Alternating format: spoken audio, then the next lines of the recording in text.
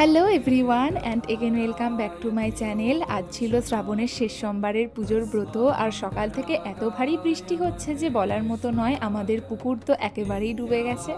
বৃষ্টির জন্য তো বেশ সকাল সকালই আজ ঘুমটা ভেঙে গেছে। ভালো হয়েছে ঘুমটা ভেঙে গিয়ে। আমিও সকাল সকাল স্নান করে ভেবেছিলাম কিছু রান্না করব, আর তোমরা তো জানোই পুজো করব আমি বাড়িতে না রান্না করলে আমার একদমই ভালো লাগে না। আগের দিনেই মা আমাদের গাছ থেকে তাল কুড়িয়ে রেখেছিল, তো সেই তাল দিয়েই আমি করেছিলাম কয়েকটা ফুলুরি, আর তার সাথে করেছিলাম ভাজা পিঠে। ভাজা পিঠেটা মায়ের আইডিয়া ছিল। আমি তো প্রথমে ভেবেছিলাম শুধু ফুলুরিই দেবো, কিন্তু মা যেহেতু বলেছিল কথা তো রাখতেই হতো।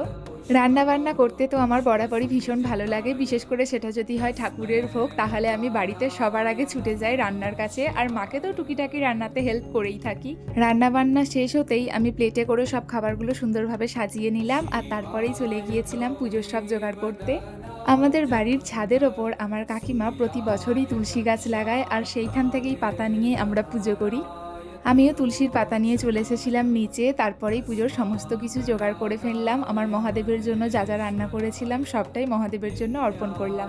তারপরেই আমি নিজের মতো করে পুজো শুরু করলাম। প্রত্যেকটা খাবারে তুলসী পাতা দিলাম, আর মহাদেবের জন্য আনা এই আকন্দ ফুলের মালাটা মহাদেবকেই পরিয়ে দিলাম। মহাদেব, তুমি আমার পাশে যেমন আছো ঠিক তেমনই থেকো, সবার ভালো করো, এর থেকে বেশি চাওয়ার আমার আর কিছুই নেই। হর হর মহাদেব।